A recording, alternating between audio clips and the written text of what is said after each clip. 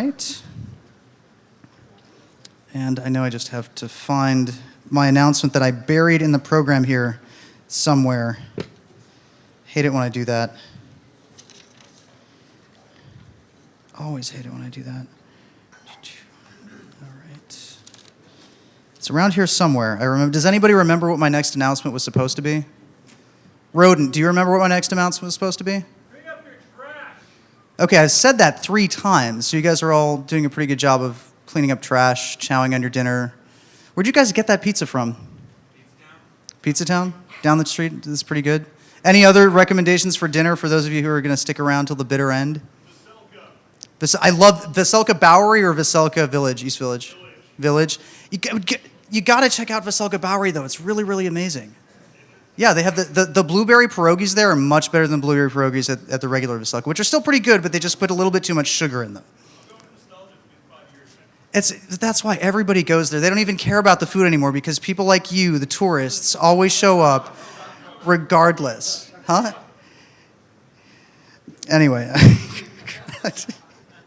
See, this late in the day, you're struggling for all of that material, and I apologize for that. Anyway, please, everybody, give Molly Sutter a huge round of applause. Activist DDoS attacks. Thank you guys for sticking around. Robert Steele's next after this. Thank you. Good evening, everybody. My name is Molly Sauter. I'm a graduate student in comparative media studies at MIT, and I also do research with the Center for Civic Media at the MIT Media Lab. I have to apologize in advance if my voice gives out before the end of this talk. I'm still getting over some sort of horrible flu I picked up in an airport in the Netherlands. So I'm sorry if I sound like a frog at the end of 45 minutes. So this talk is about how previous characterizations of activist DDoS attacks have more or less failed to give us the analytical groundwork that we need in order to determine whether or not DDoS attacks are something we want to incorporate into our activist repertoire. This is also the late night edition, and because you guys have been so kind to show up at 11 o'clock at night and listen to me talk rather than go out and drink and party, there are going to be lots of cat pictures in this presentation. I aim to please.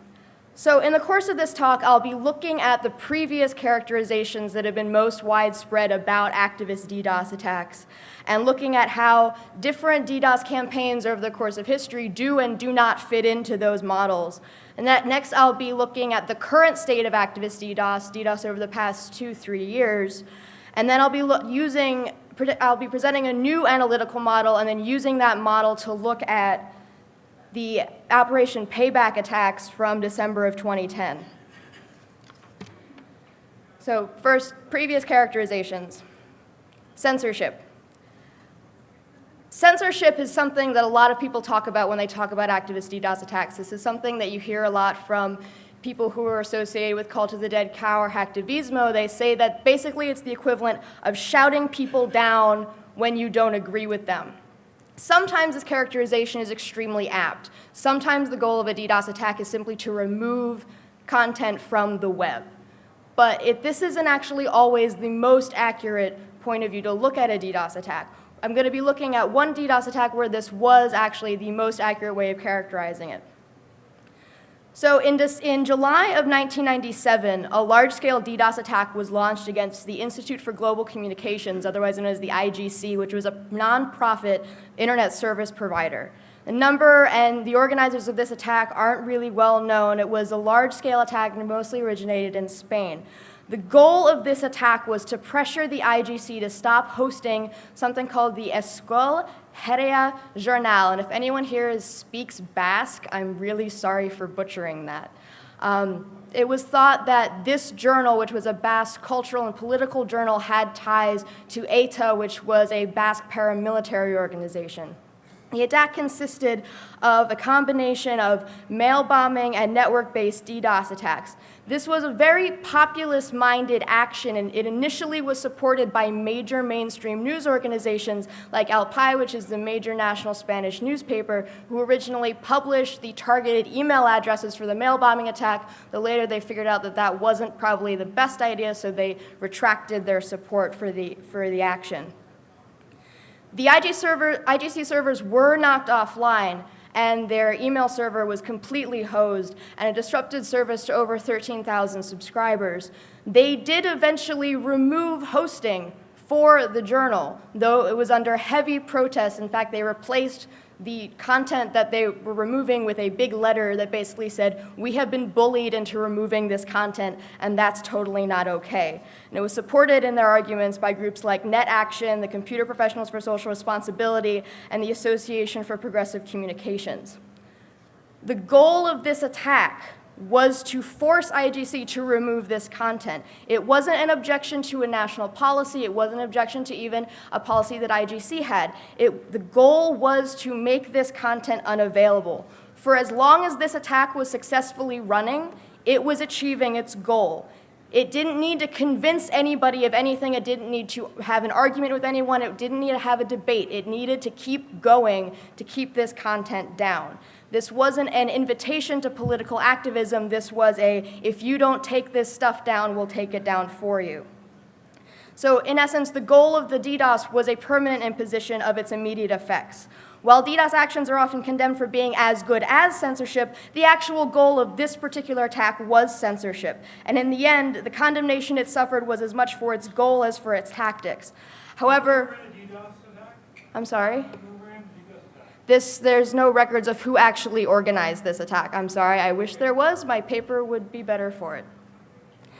But where the censorship condemnation falls short is in its assigning equal value to any potential target and any potential motivation online. The IGC attack targeted politically vulnerable speech online, and it obliterated this particular journal's ability to reach its audience, and it crippled the IGC's ability to perform its professional function, which was serving content to people online.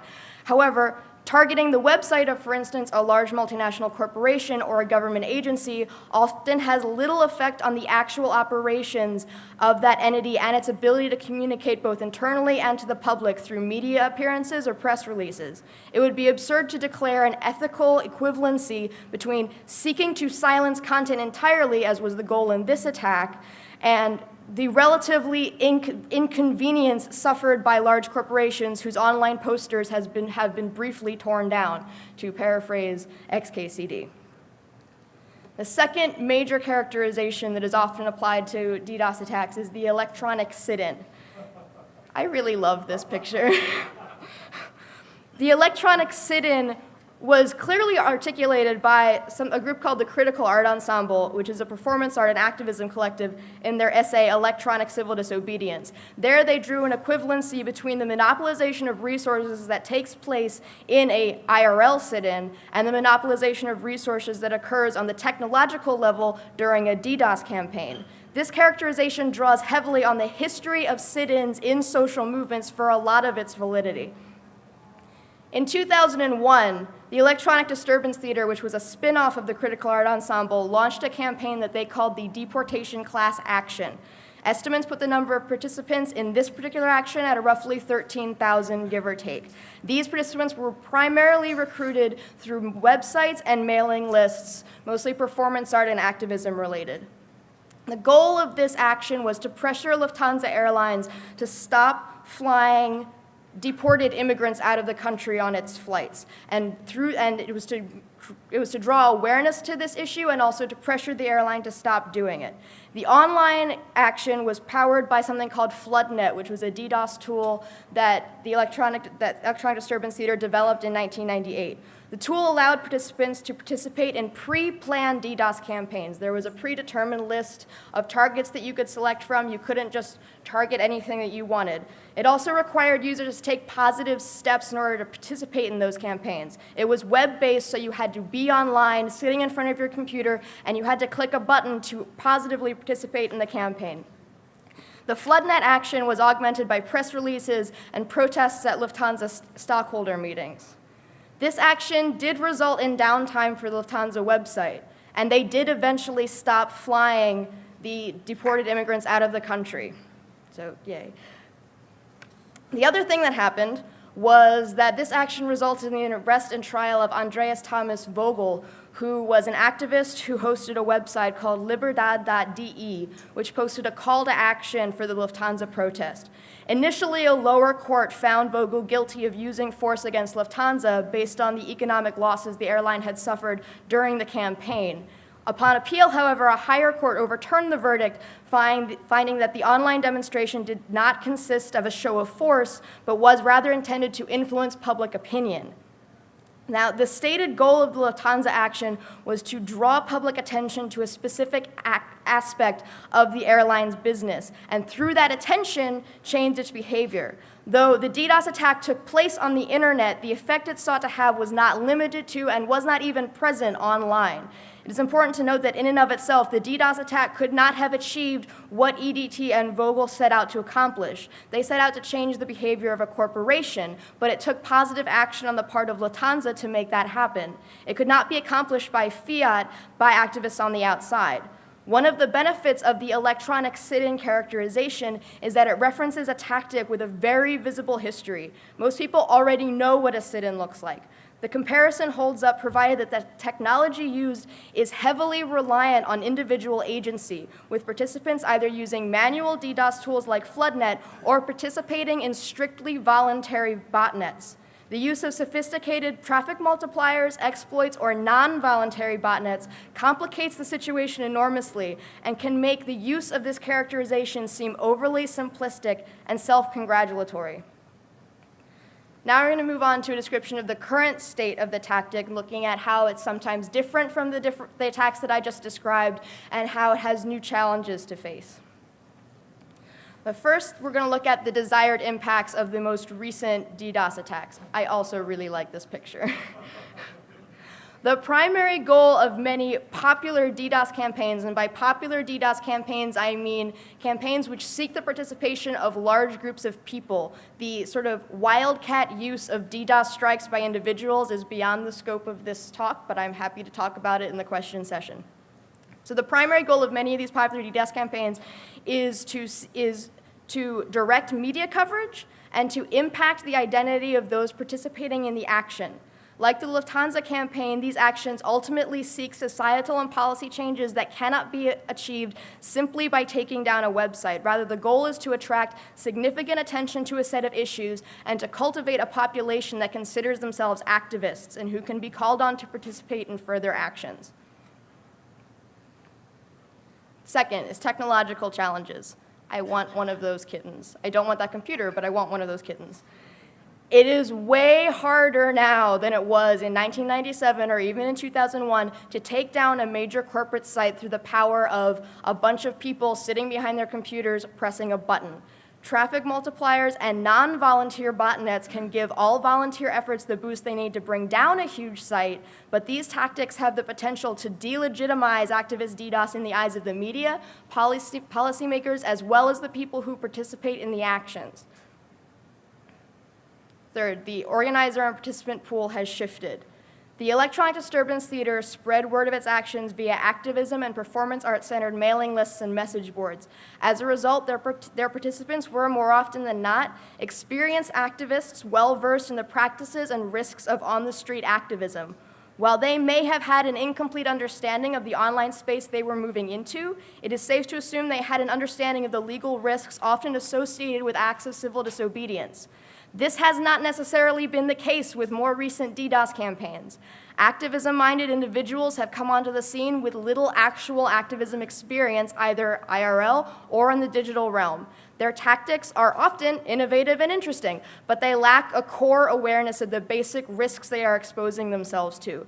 The media attention attracted by these actions has attracted more neophytes to the cause, but this puts more pressure on people in leadership positions to educate the newcomers as to tactics, norms, ethics, and the actual legal implications of what they're doing.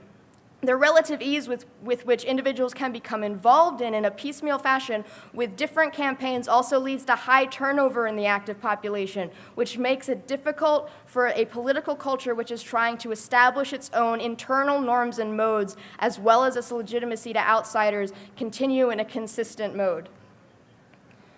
Legal status. Just in case anyone in this room has any doubt about it whatsoever, DDoS attacks are illegal in this country and in many other jurisdictions. In this country, it's a felony. Please don't take anything I'm saying to go out and do something illegal and then yell at me about it. Participating in a DDoS attack, even if you're doing it for a political reason, remains a very high-risk activity, unlike many other activities associated with IRL activism, including street marches and sit-ins. The onus to educate inexperienced participants about these risks falls to the organizers, as does the ethical issue of whether or not these types of actions are at this time worth the legal risk that you are incurring by participating in them. Finally, there are massive debates about what the definition of a successful attack is.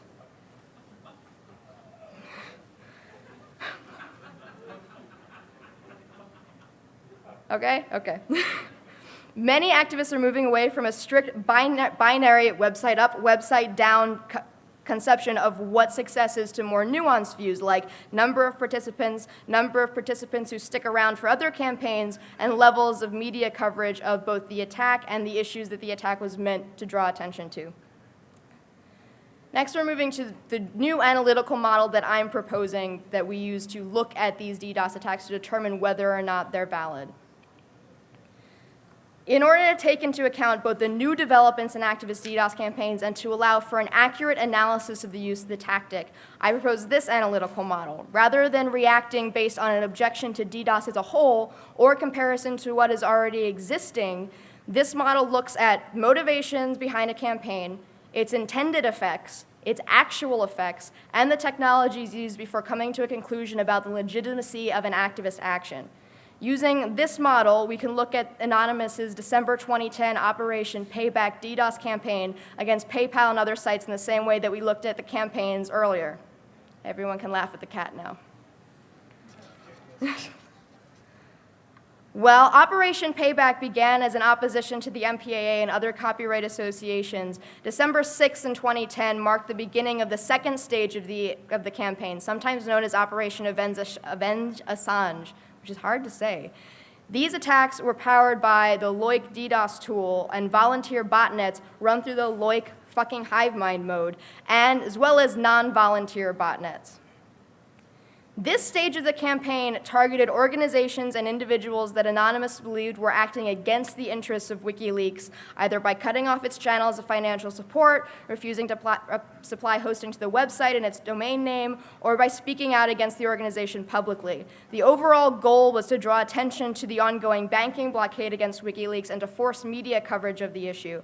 Over the course of about 4 days, Anonymous would launch DDoS attacks against the websites of the Swedish Prosecution Authority, Every DNS, Joseph Lieberman's website, MasterCard, 2 Swedish politicians, Visa, PayPal, and Amazon.com. Many of these websites registered some amount of downtime over the course of these attacks.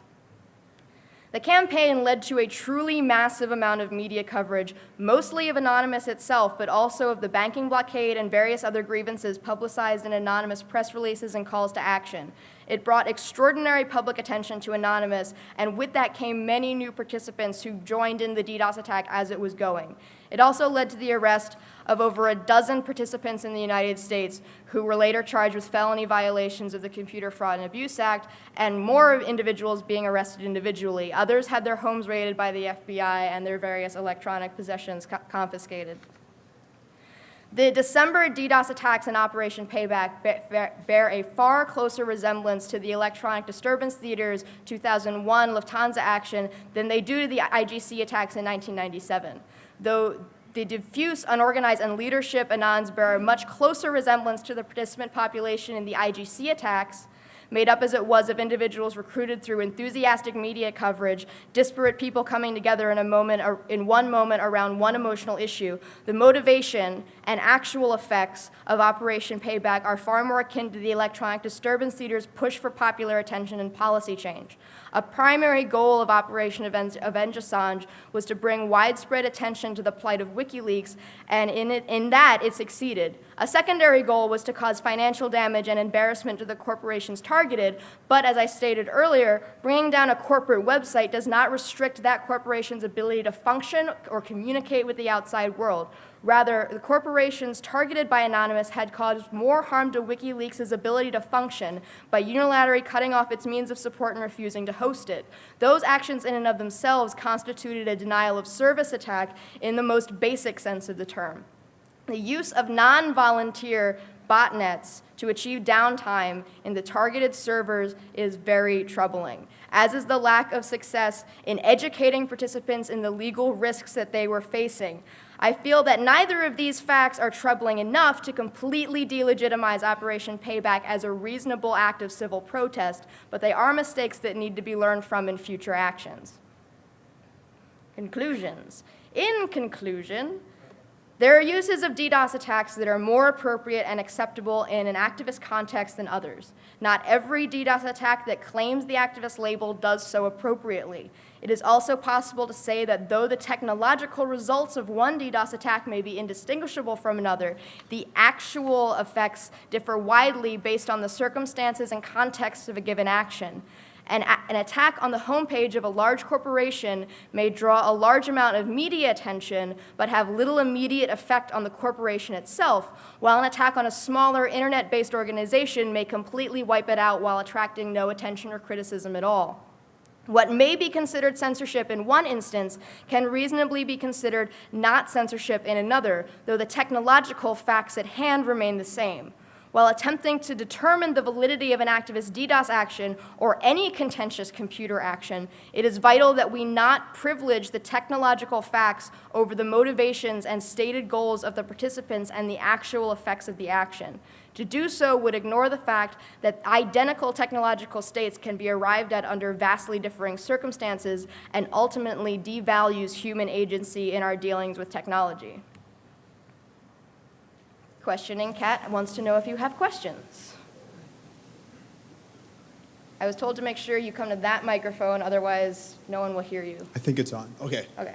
I'm actually a trained activist, and so I wanted to hear more about sort of how the people who are organizing or unorganizing the DDoS attacks are like organizing themselves, and like more about the state of the trained or the untrained activists or organizers.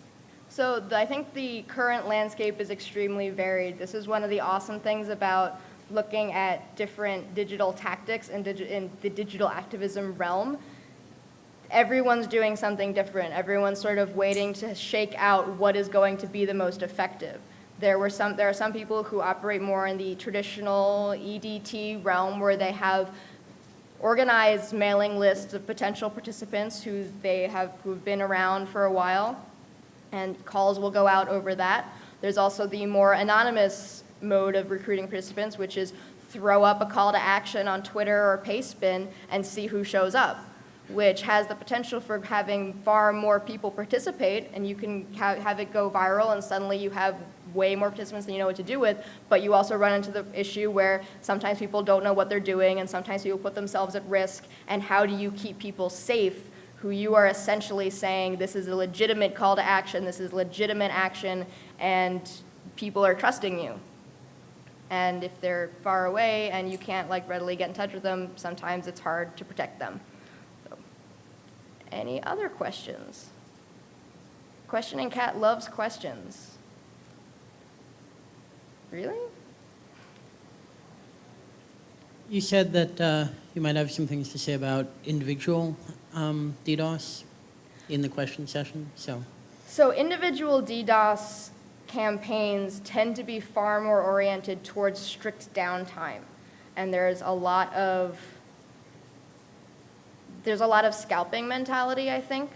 A lot of people who want to say tango down on Twitter or on their blog or on Pastebin. And there is that one-upmanship mentality that happens with the Wildcat one-person DDoS campaigns. It also, there's less legitimacy around that because that one is far more like throwing a brick through a window than it is getting a bunch of your friends together and sitting in at a lunch counter, if we're going to go back to the metaphors and similes, which I promised I wouldn't do. So those tend to be far less defensible as a civic action because they're not, or they're only oriented around one person forcing their opinion on somebody else, rather than a large group of people stating their opinion in a collective voice. That is my opinion, and I'm sure other people have different opinions, and I would be delighted to hear them. Who thinks I'm totally full of shit? I want to hear from someone who doesn't agree with me. Maybe they all went out drinking. I guess I have like two opinions I kind of wanted to express regarding effectiveness in general of like the stated goals of various like communiques of these attacks and stuff. Like one is, on the one hand, it's like it only takes one dedicated person theoretically with a good amount of knowledge to do some concerted damage to some entity or something, like fuck up their servers or whatever. Whereas like the DDoS thing, it's like more based on getting a lot of people involved with or without their consent to then just basically flood a website. It usually is what I've never actually even seen or heard of a DDoS attack that wasn't basically just against some like public website or something that an average person goes to. And I don't know, I feel like it's like if your goal is to like cause an entity damage, it seems like the former seems like it's more effective than actually doing damage, whereas the other is just like temporarily preventing access or something. But then like the other thing is like I'm wondering like in general a lot of these things usually, and it seems like in the modern era like it's gotten a little lazy in like the primary way in which hacktivism happens is just through DDoS.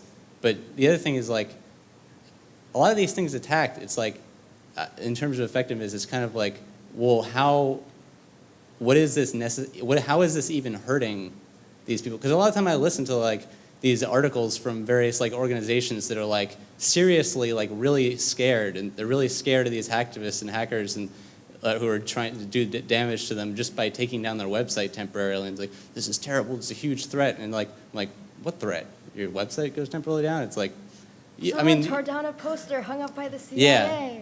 And there was this one attack, maybe it was by Anti-Sec or something like that, that they basically just temporarily took down a bunch of police-oriented websites around the country.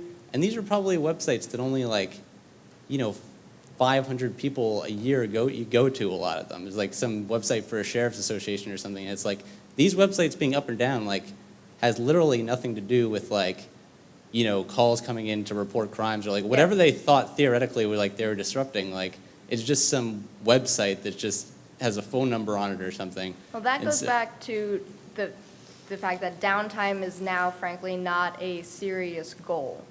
Downtime isn't it's sort of a perk.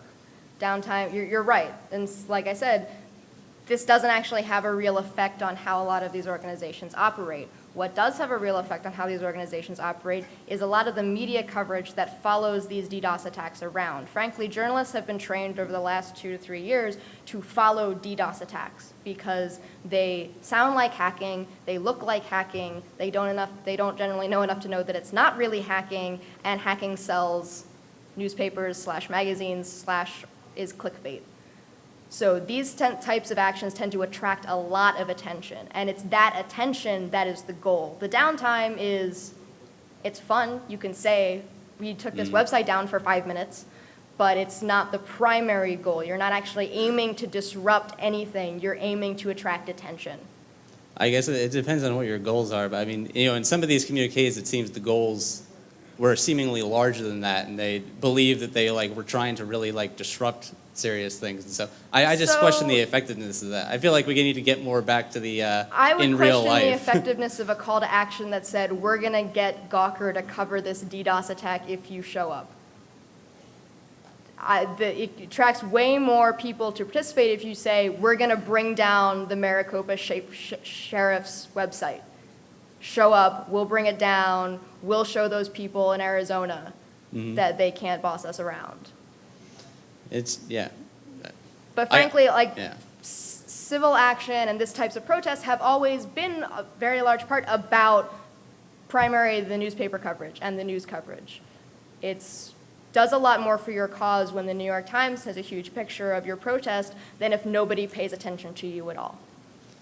Maybe. I don't know. My main thought is, I don't mean to, I know this is like a whole very digital conference and everything, but I don't know, I feel like we need to get more back to, there's a whole like internet activism thing going on, legal and illegal, and I feel like a very difficult part about like, people seeking to be in supposed movements today is that they think being in a movement means like clicking a like button on Facebook and it's like, oh, like this person, it helps them. Like, it really doesn't, like. So slacktivism / collectivism is a whole nother I think it's kind of can related. of issues. Yeah. Which, Okay, well. like, that again has a lot of impact. That has a lot of impact on identity issues, and I'm happy to talk about this more. But there's a dude behind you who wants to ask a question. Actually, there appear to be two dudes behind you. I don't know if you mentioned anything about this, but it also, I would like to counter the former speaker, but there's a DDoS for a higher market out there, and Guapo? Is that what? well, various people are providing this service. They sell it for. He's the one with the funny ads. Yeah, on YouTube. Yeah. Okay, yeah, and corporations are using this against each other, people in competition with each other in business, and if their website goes down, they could potentially be losing $1,000 per day. So, I don't know if you said anything about that. I wasn't fully paying attention, but I think that's significant. So what you're describing could not even begin to be described as DDoS as an activist action, so I did not cover it in this talk, but you're right in that DDoS is used in that fashion. In that the technological tool is used in that way, yes, you're right. But I would be loath to delegitimize a mode of civic participation and of civic action because people can use it to bully each other. Because frankly, I can stand in front of Hanny's house with a sign and yell at him for 20 minutes, and that doesn't delegitimize street protest. Sorry, Hanny. Yeah. So going to two guys back. Okay, talking two guys about- back. Two guys back. Talking about DDoS is just taking down websites. Coming from a security operations center and having clients that have been targeted before, just taking down the website isn't the only concern. Yep. And, that's something that, I don't know if that's outside of the scope of what you're talking about here, but to relate to him, that's not only taking down manpower. There's a call to arms when all of a sudden Anonymous comes and says, hey, we're going to target you. Yep. That's massive manpower. That's, wanting to make sure all your signatures are in place, making sure that, you have every possibility accounted for just in case that does happen, in case there's some other security breach. So Yeah. it's not just from the outward facing as well. There is that back end, and there is more of a concern from the corporate side. Yeah, there's a huge cost in man hours when it comes to defending against DDoS attacks, when it comes to preparing and going through all the prep work. But like I said, I would be loath to delegitimize a mode of civic engagement because it costs people money. Oh, absolutely. Like, street protests cost cities money because all those police officers and horses and stun guns, and they all cost money. But we're not delegitimizing street protests. Right. So while I certainly understand and sympathize, I have many friends who are in the InfoSec business, that it's a real pain in the ass when this happens. It is also quite legitimately, probably, we can still talk about it as being a legitimate mode of protest. Absolutely. I was just wondering if you might be able to comment at all on DDoS counter activism. Like around the same time that people were protesting against PayPal and everything, WikiLeaks itself was DDoSed. Yep. And I wanted to get your thoughts on whether you thought that delegitimizes even the prosecution of the people who participated in the. Do I think it delegitimizes the prosecution? Yes. I think the prosecution is already delegitimized, but I already do not have a whole lot of sympathy for people who are using criminal statutes to prosecute political speech. That's purely my opinion. It's my angry opinion, but it's my opinion. I don't think that the use of DDoS to target groups like WikiLeaks and Anonymous delegitimizes the tactic. This is one of those sort of a version of I don't support what you have to say, but I support your right to say it. If I'm going to say that DDoS is a legitimate political action, then it's a legitimate political action even if people are using it to target organizations that I like. And also, I'm pretty sure you're not a lawyer, but. I am so not a lawyer. So not a lawyer. I remember like yesterday, one of the comments they were talking about, one of the talks was about, like leaks and how the administration prosecutes only the leaks it disfavors.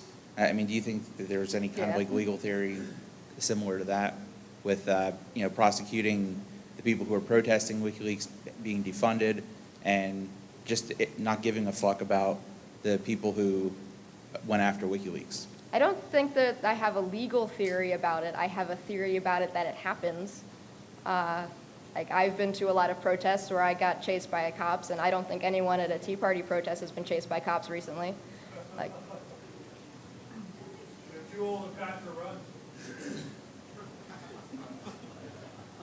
A related question about your model for legitimacy.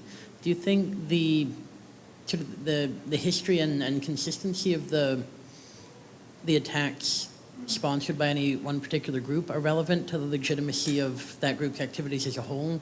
And I'm considering Anonymous specifically. You have things like, I think within a month or two of the WikiLeaks related stuff, they were doing things like declaring war on the Weather Channel over the blizzard of 2011. I was personally pissed off about the blizzard of 2011 because I was in California and I usually live in Boston and I totally missed all the snow and I was upset. I think that the history of groups does have an effect on the legitimacy of a tactic. It's difficult when you start talking about Anonymous because the history of Anonymous is so up and down all the time that people who were participating last week aren't participating next week, and their modes of endorsing different actions are equally helter-skelter. Yeah, So, with Anonymous, it feels a lot like they just sort of randomly flail around and hit things, and occasionally they hit something that deserves to be hit. if you want to talk about Anonymous, I highly suggest tracking down Quinn Norton, who is somewhere at this conference, and talking to her because she knows way more about it than I do. Or she's over there, apparently. Hi, I just wanted to give like a real life, kind of contrast. So there are AIDS activists that shut down drug factories, and a few years ago there was a group called Act Up Paris that shut down an AIDS drug factory in France because the company was not lowering its prices and allowing people in developing countries to get the drugs, so they were dying of AIDS. Shut it down for 3 weeks, and there were like no arrests, or maybe there was like a slap on the hand. So just to think about what kind of money was involved and what kind of horrific publicity was involved, and there were really no repercussions. There were no negative repercussions at all for the organization. Yeah, that's one of the really interesting things about IRL protests is that has a history of legitimacy. Street protests have a history of legitimacy. The street is viewed as someplace where you can stand with your sign and scream and shout and hold up traffic because the street is viewed as a public venue. There is no equivalent public venue on the internet. There is no street on the internet. There's nowhere where I can stand with a sign and make a big fuss. This is a huge problem when it comes to the perceived legitimacy of online activism. This is a good point, but also it's actually private property. And I mean, what you said is true, but also in the case of a drug company, it's actually their property. Yeah. You know. But if I chain myself to the front gate of the White House, I'll probably get arrested because it's really irritating to have me chained to the front gate of the White House because people need to like go in and out and stuff. But I will also probably be released within 24 hours, and I probably won't be charged with anything because that's publicly perceived and popularly perceived to be a legitimate protest tactic. If I participate in a DDoS attack against whitehouse.gov, that's a totally different legal issue.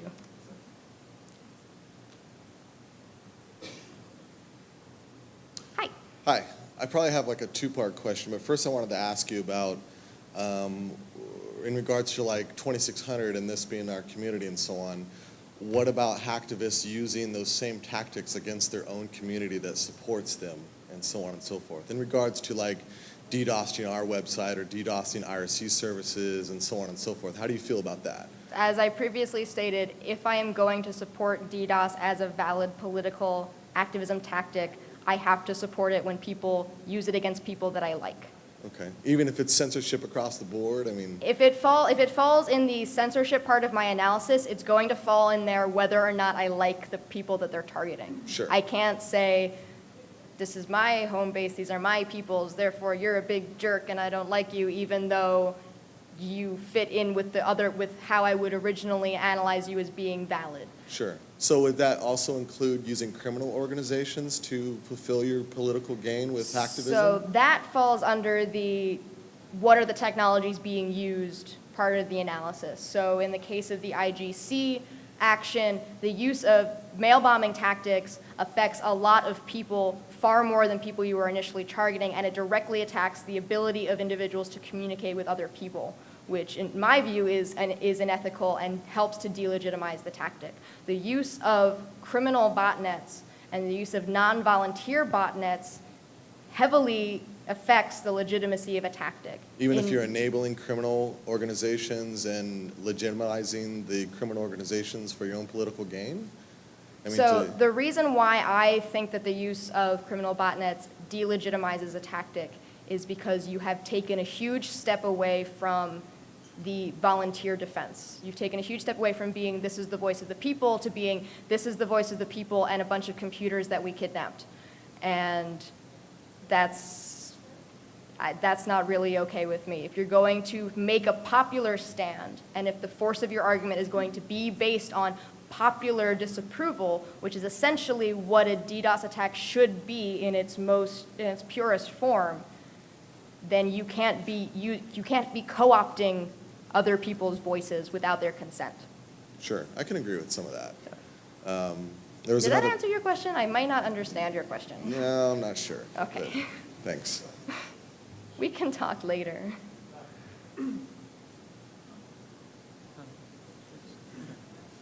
Hi. You've been saying I would like to talk to someone who disagree with me, and I've been sitting there trying to take that at heart and trying to come up with the hardest curveball question I can throw at you. The best I was going to come up with is not so much about the analysis itself, which is a great reflection, but more about how important the topic is at all. Mm-hmm. So my question would be, what are the work you have worked on, and what are the work you could have worked on, and why did you choose this particular topic? What have I worked on personally? Yeah, and why did you choose this particular topic, and what do you hope will be the impact on the activist community of your work? How big do you want this reflection to be? So before I was a graduate student at MIT, I was a research assistant at the Berkman Center for Internet and Society. And while I was a research assistant there, the week I was supposed to take the LSATs, Cablegate happened, and all this stuff went down. And I basically spent that week sleeping 4 hours a night, working with my boss, learning everything I possibly could about WikiLeaks, Cablegate, Anonymous, the DDoS attacks, and then took my LSATs and promptly bombed them. And, and this topic never stopped being interesting. It didn't stop being interesting to me because I'm really interested in figuring out how civil disobedience functions online, because the online space is entirely privatized and entirely corporatized. There are no public spaces available online for me to stand with my sign and shout about things. And I believe there should be. I believe that political action online should be as legitimate as political action offline, because frankly, I spend 18 hours a day online.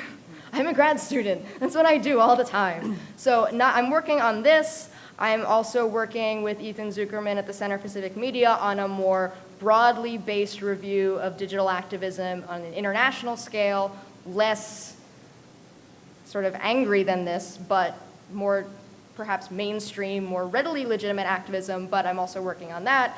I also do a lot of work about depictions of hackers in the media, because I think that's really interesting, and it gives me an excuse to watch dozens of movies about hackers in like 2 weeks, which is super fun. Does that answer your question? And one word about the impact you hope to have? Frankly, I hope that the impact of this research is to get people to think seriously about the legitimacy of DDoS as a tactic, because I think that people do sort of automatically sort themselves into, no, it's censorship and it's wrong, or no, it's a sit-in and it's totally awesome because, hey, they let people sit in at lunch counters.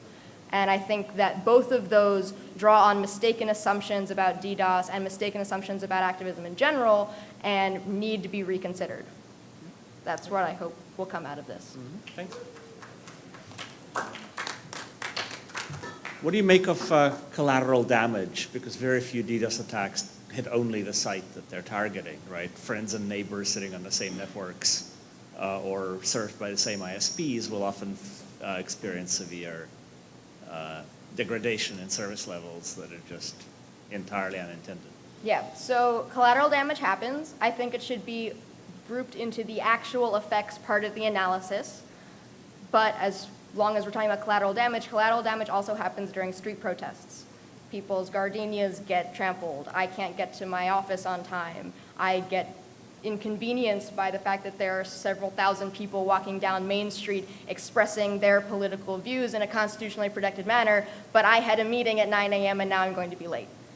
So collateral damage happens every time we decide that someone's right to express their political views should be prioritized and protected over my right to get to my meeting on time. So this is a trade-off we make in lots of protest situations and should not automatically delegitimize this type of action. It should be considered, like, if I make it impossible for 13,000 people to access their email, maybe that should weigh a little heavier. But if I slow down traffic to a group of websites a little bit, maybe that should weigh in a little lighter. Right. Well, we don't know, though, in advance with DDoS is who will be affected and on what scale. Right? Yes, I With agree. street protest, it's clearer, you know, it's these shops down the street, and we can have some sense of whether we're knocking out anything critical. True. You're absolutely correct. I still don't think it should delegitimize it as a tactic right off the bat. Hi, my question isn't even to suggest that we should delegitimize it as a tactic. My concern is, are they having the desired effect? Because the impression that I get outside of the community is that when you say that you're a hacker, the response is, oh, so you break stuff. And it's like, well, actually, I do IT. I try to fix stuff. I do sometimes break stuff, sometimes intentionally, mostly by accident, but it depends. But my point is that's the public perception. So if that's the perception, are you really having the desired effect? Or are you just being a nuisance and turning people against you? Because for me, I agree with you. If it is an effective attack strategically, you know, the Predator drones are strategically effective, but if they cause so much collateral damage in civilian lives, it turns the population against us, and the net effect is a loss. While we might get 2 more baddies per week, we're making things worse with those Predator drones. So I'm positing to you, not the legitimacy. Yes, of course, if it's used in a certain way and it's getting us the desired results and we're raising awareness about corporate responsibility in a way that actually makes people aware of the issue, then that's great. But is shutting down someone's email really making them aware of the issues connected to, say, Yahoo's responsibility to protect privacy? Or is it just, oh, these freaking hackers again, I can't get to my email? You know, like that's my concern, is just, is this working? So the issue that you're bringing up, which is the popular perception of hackers as I recently wrote, adolescent boys in basements who take out their angst about we break not stuff, having yeah. about not having any dates on the body politic, is a much bigger problem and has been around far longer than the popular use of DDoS and activism.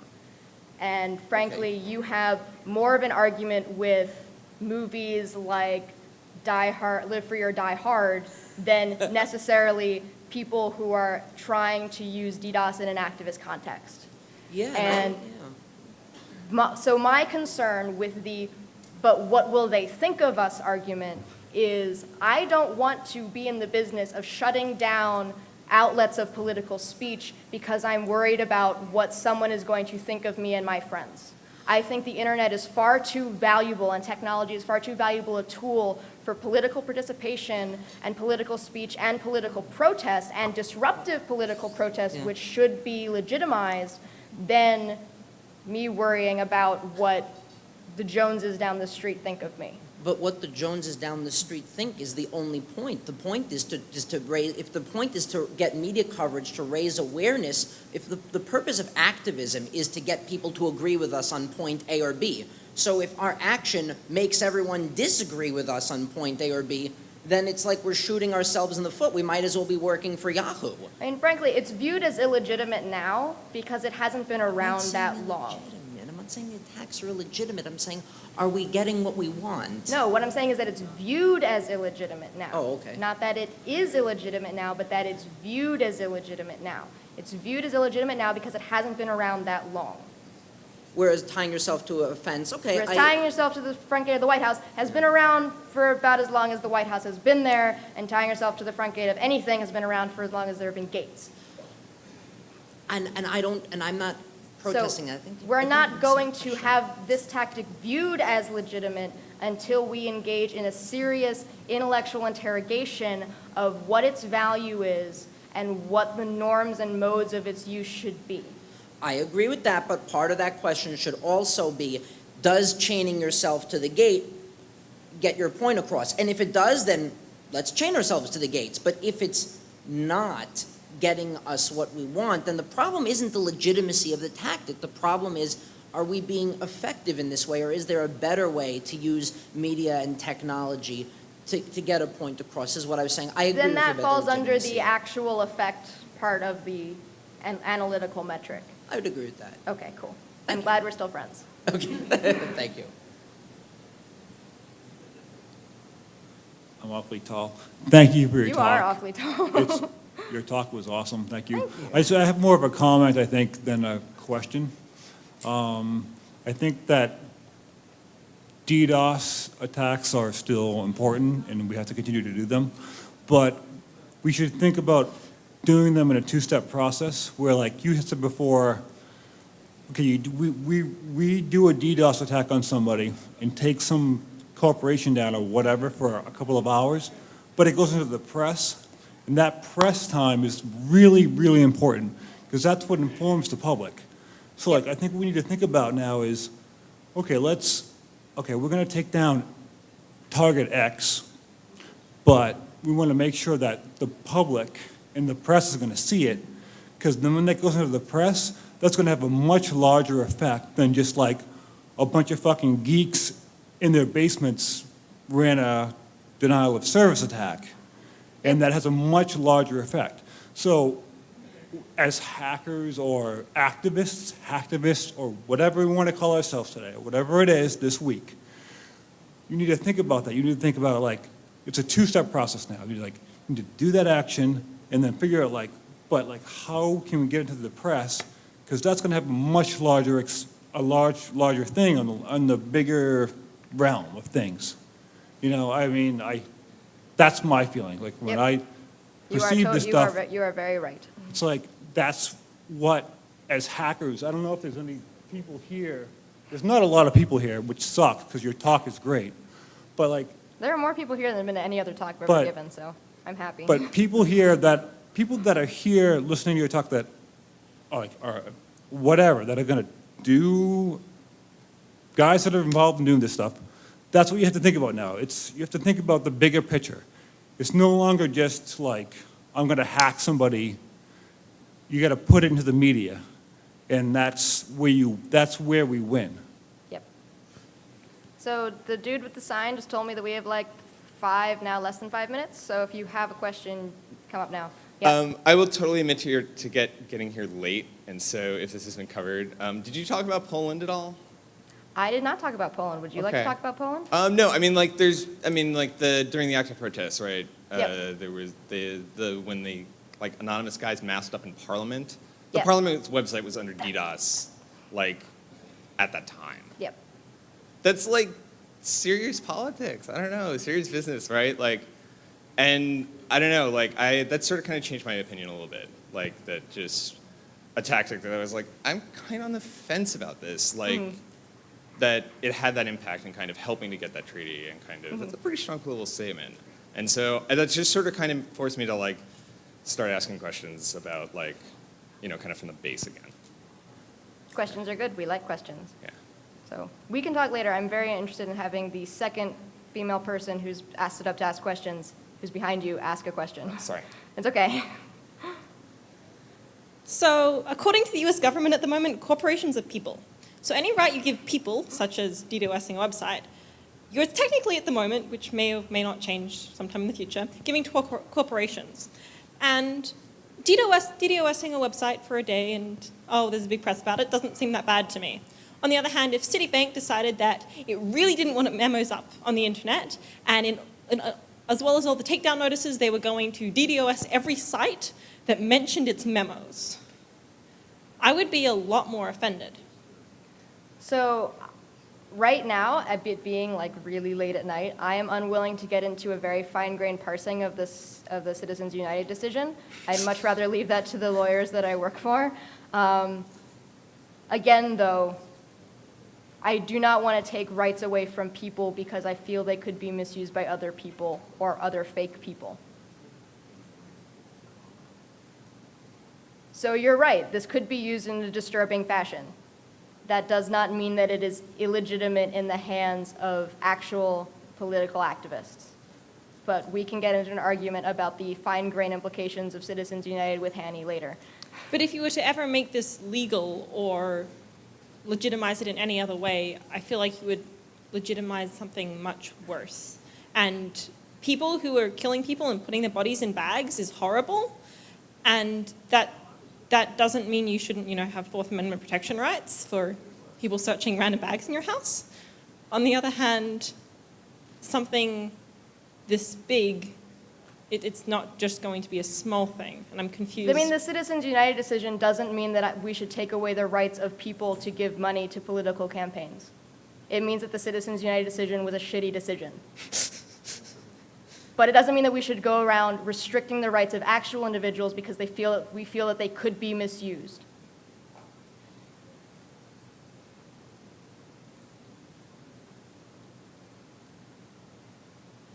Is there not any point at which you can misuse something too much? That's a whole nother philosophical can of I'm not talking about it at midnight when I didn't sleep last night. We have to stop now. Thanks everybody for coming.